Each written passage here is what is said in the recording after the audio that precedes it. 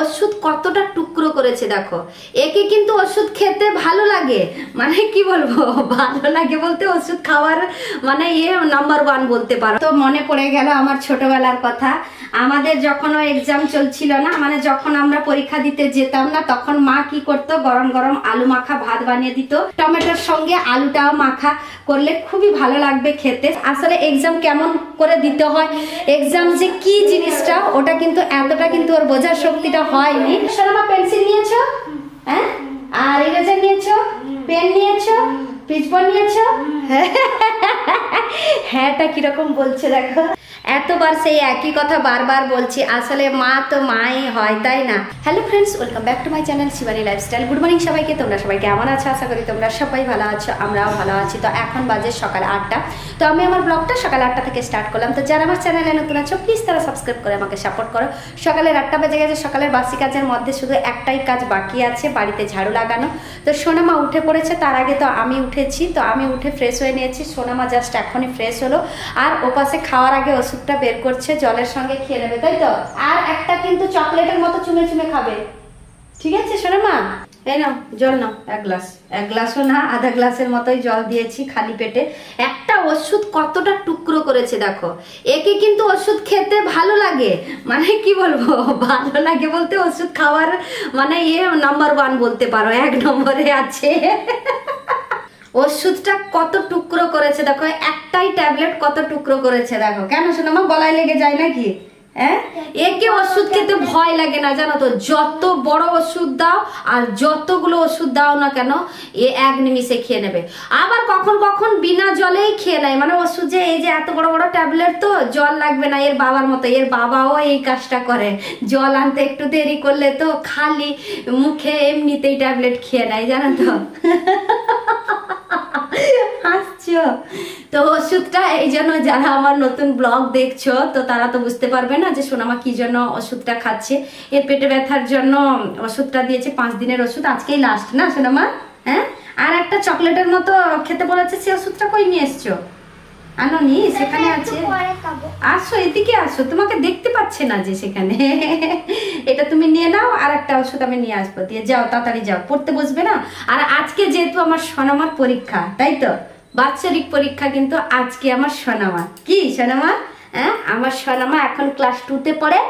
আজকে পরীক্ষা দিয়ে দিলে, মানে এখন কয়েকদিন চলবে পরীক্ষা, 5 দিন চলবে পরীক্ষা বলেছে টিচার। তো এরপরে আমার সোনামা উঠে যাবে কোথায় সোনামা? 3 ক্লাসে উঠে যাবে, তাই তো সোনামা?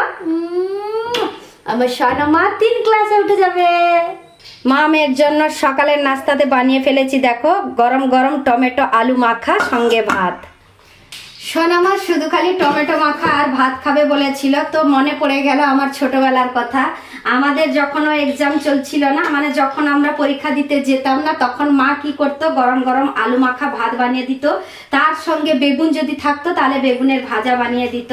তো সেই কথাটা মনে পড়ে গেল। সোনামা আজকে স্কুলে যাচ্ছে বলে সেই জন্য ভাবলাম যে আলুটাও ভাতে দিয়ে দিই, টমেটোর সঙ্গে আলুটাও মাখা করলে খুবই ভালো লাগবে খেতে। সেই জন্য কি ছোটবেলার কথা মনে পড়ে গেল। আমার মা আমাকে বানিয়ে দিত। আজকে আমার সোনামা পরীক্ষা দিতে যাবে, তো আমার সোনামার জন্য আজকে আমি মাখিয়ে দেব আলু মাখা আর ভাত, সঙ্গে টমেটো দেব। টমেটো আর আলু মাখা হলে না খুবই ভালো লাগে খেতে, জানো তো। তো সোনামা ওপাশে রেডি হচ্ছে, আর এপাশে সোনামার জন্য প্লেটে সার্ভ করে নিচ্ছি ভাত গরম গরম, আর সঙ্গে আলু আর টমেটো।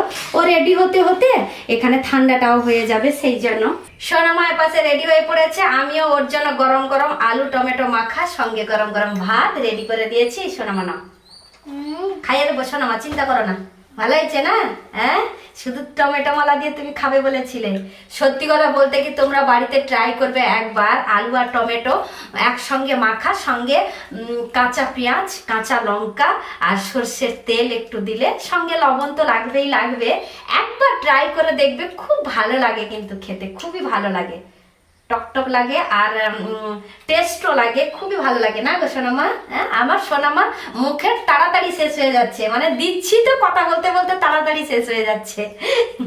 তো সোনামা মন দিয়ে পরীক্ষা দেবে, ঠিক আছে? যেটা আসবে সেটা। আজকে ঠাকুরকে ডেকে যাবো। আজকে ঠাকুরকে ডেকে যাবে? কেন গো সোনামা? ঠাকুরকে ডেকে ঠাকুরের কুমকুম লাগিয়ে যাবো। হ্যাঁ, কুমকুম তো লাগিয়ে নিয়েছে তুমি খাওয়ার আগে। হ্যাঁ, শুধু ঠাকুরকে খালি ডেকে যাবে, তাই তো সোনামা? ঠাকুরকে ডাকতে ডাকতে টাইম হয়ে যাবে, কুমকুম পড়তে পারবো না, সেই জন্য। হ্যাঁ, ঠিক কথা বলেছো। আর সোনামার বলতে কি এটা দ্বিতীয়বারে পরীক্ষা, তাই তো সোনামা? অ্যাকচুয়ালি পরীক্ষা যে কতটা গুরুত্বপূর্ণ সোনামার এখনো বোঝাটা মানে হয়নি, বুঝতে একটু টাইম লাগবে, কারণ ছোট বাচ্চা তো। তবুও এখন যা বলছি এটা শুনে নিচ্ছে, এটাই ভালো। কি সোনামা? শুনতে হয় বাবা মার কথা, কি বলো সোনামা? আর যেটা লিখবে সেটা মন দিয়ে লিখবে, ঠিক আছে?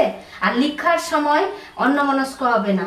এদিক ওদিক যদি মনটা তুমি দিয়ে দাও না, তাহলে লেখা ভুল হয়ে যাবে, তখন তুমি পরীক্ষায় ফেল হয়ে যাবে। তাহলে তুমি 3 ক্লাসে উঠতে পারবে? আর পারবে না। না, তাহলে সোনামা মন দিয়ে লিখবে, ঠিক আছে? মন দিয়ে লিখে পাস। হ্যাঁ, ঠিক, গুড। আমার সোনামা ভেরি গুড। আমার দেখেছে আমার সোনামা কত বড় হয়ে গেছে, আমার সোনামা কত বুঝে গেছে কথা, না সোনামা? সোনামা নাস্তা করা হয়ে গেছে, আর ওর নাস্তা করতে করতে ওর ফ্রেন্ডও চলে এসছে। আজকে যেহেতু এক্সাম, তো সেই জন্য তাড়াতাড়ি দুজনেই মিলে রেডি হয়ে পড়েছে। তো বলতে পারো অমৃতা কিন্তু হাইটে বড়, কিন্তু সেম ক্লাসেই পড়ে। আর অমৃতা কিন্তু 1 ক্লাসে কিন্তু এক্সাম দিতে পারেনি, কারণ ওর ভীষণ শরীর অসুস্থ হয়েছিল, সেই জন্য কি ও এক্সাম দিতে পারেনি। বলতে গেলে ওর ফ্রেন্ডের এক্সাম কিন্তু আজকে প্রথম, ঠিক আছে? আসলে এক্সাম কেমন করে দিতে হয়, এক্সাম যে কি জিনিসটা, ওটা কিন্তু এতটা কিন্তু ওর বোঝার শক্তিটা হয়নি। হাইটে বড় তোমাদেরকে আগে বললাম না, 2 ক্লাসে কিন্তু এর প্রথমবারের এক্সাম, আর আমার সোনামা কিন্তু দ্বিতীয়বারের কিন্তু এক্সাম, ঠিক আছে? তো যাই হোক, সোনামা পেন্সিল নিয়েছো? হ্যাঁ, আর ইরেজার নিয়েছো, পেন নিয়েছো, পিচবোর্ড নিয়েছো? হ্যাঁটা কিরকম বলছে দেখো। সোনামা বাই, অমৃতা বাই, সাবধানে যাবি, সাইড দিয়ে যাবি, জানিস তো? হ্যাঁ, আর অন্যমনস্ক হবি না পরীক্ষার সময়, মন দিয়ে লিখবি। হ্যাঁ, এতবার সেই একই কথা বারবার বলছি, আসলে মা তো মাই হয়, তাই না? তো আমি যখন ছোট থাকতাম তখন আমার মাও এইরকম করে বুঝিয়ে স্কুলে ছাড়তো। আজ আমি মা হয়েছি, তাই আমার সোনামাকে আমি বোঝাচ্ছি। আর যখন ছোট থাকতাম মা যে এই পিছনে ডেকে যে বলতো না, তখন বিরক্ত মতো লাগতো। এখন সোনামাকে যে বলি, সোনামারও একবার বিরক্ত মতো লাগে।